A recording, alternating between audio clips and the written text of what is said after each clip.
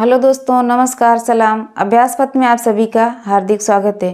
कैसे हैं आप सभी? उम्मीद है कि बहुत अच्छे होंगे और पिछली वीडियो भी आप लोग ज़रूर देख रहे होंगे। तो आज की वीडियो में हम कुछ इसी प्रकार के क्वेश्चन पढ़ेंगे जो पिछली वीडियो में हमने पढ़ा था। मसा और लसा पे आधारित हमारे क्वेश्चन चल रहे हैं। टॉपिक ही हमारा मसा और लसा का चल रहा है, तो इस पे आधारित हम कुछ क्वेश्चन हमने लिख रखा है यहाँ से, जो कि क्वेश्चन है हमारा। यहाँ से पहला क्वेश्चन है 2/3, 4/5 तथा 6/7 का मौसा ज्ञात कीजिए। अब देखिए, ये जो संख्या दी गई है ये भिन्न में दी गई। भिन्न संख्याओं का मौसा और लसा ज्ञात कैसे किया जाता है? अगर संख्याएं भिन्न में दी गई होंगी, अगर उनका मौसा निकालना होगा तो जो अंश होगा अंश का मौसा निकालेंगे और हर का लसा निकालेंगे, वही उसका मौसा होगा। अगर संख्याएं भिन्न में होंगी और उनका लसा निकालना होगा तो जो अंश होगा अंश का लसा निकालेंगे और हर का मौसा निकालेंगे। इसके बाद जो संख्या में मिलेगी वही लसा हो जाएगा। तो चलिए देखते हैं, क्योंकि यहाँ पे संख्या दी गई और इसका क्या निकालना है, मौसा निकालना है। तो सबसे पहले हम संख्याओं को लिखेंगे। 2/3, 4/5 और 6/7 है। अब क्वेश्चन में बोला है कि मौसा निकालना है, तो मौसा निकालने के लिए क्या होगा? मौसा बराबर क्या होगा? हर अंश का मौसा होगा।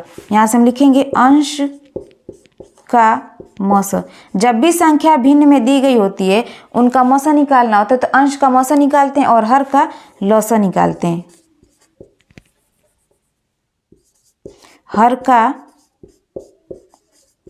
लौसा। अगर यहाँ से मौसा निकालना होता है, इन संख्याओं का लौसा निकालना होता है, तो फिर हम अंश का लौसा निकालते और हर का मौसा निकालते। अब यहाँ से देखिए, अंश का मौसा, अंश है क्या? 2, 4, 6। अंश का मौसा 2, 4, 6। 2, 4, 6 का मौसा क्या होगा? 2 होगा। मौसा किस तरीके से निकाला जाता है? 2, 4, 6, इनका अंतर 2, इनका अंतर 2, दोनों का अंतर 2 दे, मतलब अंतर बराबर, यानी कि मौसा क्या हो गया? 2 हो गया। तो 2, 4, 6 का मौसा क्या हो गया? 2 हो गया। अब अंश का मौसा, तो 2, 4, 6 का कितना हो गया? 2 हो गया। अब हर का लसा 3, 5, 7। 3, 5, 7 का लसा क्या होगा? अब यहाँ से देखिए, कोई भी ऐसी संख्या नहीं जो 2 या 3 या 4 से कट सके। 3 से 3 कटेगी लेकिन 5, 7 नहीं कटेगी। 5 से 5 कटेगी, 3, 7 नहीं कटेगी। इस तरीके से हम जब ऐसी संख्या होती है तो इनका हम क्या करते हैं? डायरेक्ट गुणा कर देते हैं। तो 3, 5, 15 और 15, 7 कितना हो जाएगा? 15, 7 105। तो यहाँ से हो जाएगा 105। यानी कि अब मौसा क्या हो गया?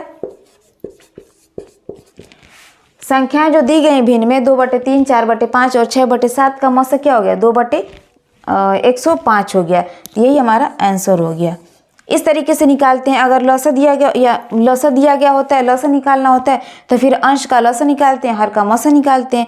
यहाँ पे इसी क्वेश्चन का हम निकाल सकते हैं। जब अगर यहाँ पे लसा दिया गया तो हम अंश का क्या करेंगे? लसा निकालेंगे। अब लसा क्या हो जाएगा? यहाँ से 2, 4, 6 का लसा कितना हो जाएगा? 12 हो जाएगा, क्योंकि 6 2 से कट जाएगा लेकिन 4 से नहीं कटेगा। और जो हर है, हर का मौसा कितना हो जाएगा? मौसा 1 होगा। इस तरीके से 12/1 मतलब कि 12 हो जाएगा लसा। लेकिन यहाँ पे क्वेश्चन में मौसा पूछा है तो हमने मौसा निकाल रखा है। अब चलते हैं हम अपने नेक्स्ट क्वेश्चन पे।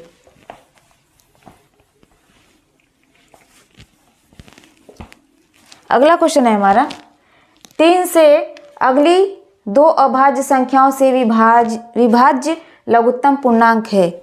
बोला है कि 3 से और अगली 2 अभाज्य, यानी कि 3 से और 3 के बाद जो अगली 2 अभाज्य संख्याएं होंगी उनका लघुत्तम पूर्णांक क्या होगा? तो सबसे पहले हम 3 और 3 के बाद वाली, यानी कि 3 से जस्ट बाद वाली अगली 2 कौन सी अभाज्य संख्याओं को लिखेंगे। तो 3 तो यहाँ से दे रखा है, क्वेश्चन में जो 3 से दे रखा है उसको तो लिखेंगे। तो यहाँ से हम लिख लेंगे पहले 3 अभाज्य या 3 क्रमागत अभाज्य संख्याएं, क्योंकि अगली बोला है तो क्रम से ही होंगी। 3 क्रमागत अभाज्य संख्याएं।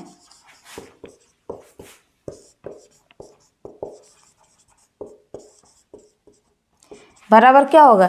3 यहाँ से दे रखा है, बोला है कि 3 और 3 से अगली, तो 3 के जस्ट बाद 5 आती है, 5 आता है, 5 अभाज्य संख्या और 5 के बाद 7।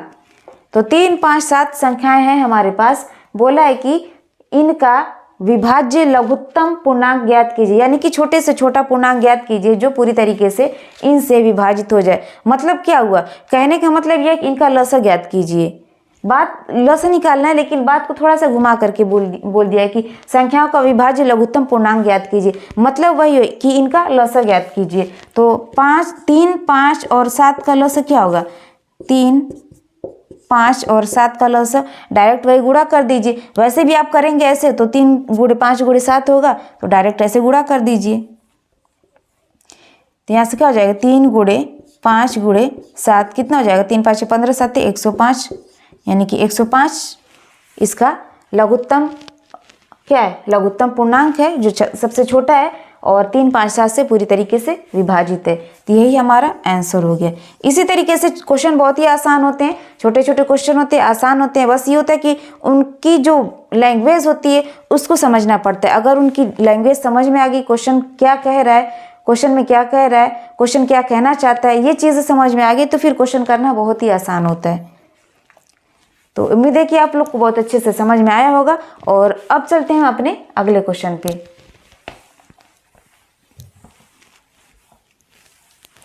अगला क्वेश्चन है हमारा, वह लघुत्तम संख्या ज्ञात कीजिए। देखिए यहाँ भी बोल दिया है लघुत्तम संख्या। लघुत्तम का मतलब लसा निकालना होगा।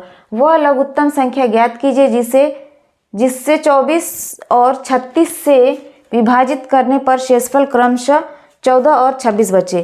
क्वेश्चन फिर से देखिए, वह लघुत्तम संख्या ज्ञात कीजिए जिसे 24 और 36 से विभाजित करने पर शेषफल क्रमशः 14 और 26 बचे। यानी कि हमें एक ऐसी छोटी संख्या ज्ञात करनी होगी जिसको 24 और 36 से विभाजित करने पर शेषफल क्रमशः 14 बचेगा और 26 बचेगा। मतलब कि 24 से अगर भाग करेंगे तो शेषफल 14 बचेगा और 36 से भाग करेंगे तो 26 बचेगा। तो सबसे पहले हम क्या करते हैं, जो शेषफल होते हैं उनको संख्याओं से हम घटाते हैं। इसके बाद संख्याओं का लसा निकालते हैं। उसके बाद जो इनका अंतर होता है उनको घटाते हैं। तो सबसे पहले हम क्या करेंगे, 24 में से घटाएंगे 14 को, क्योंकि 24 से हम भाग दे रहे हैं तो शेष कितना बच रहा है?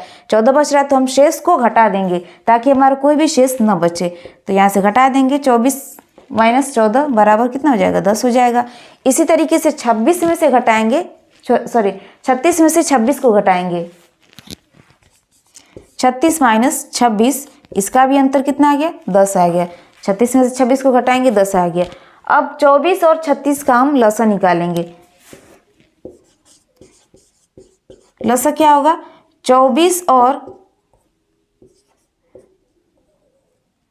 36 का लसा निकालेंगे। भाग देंगे यहाँ से,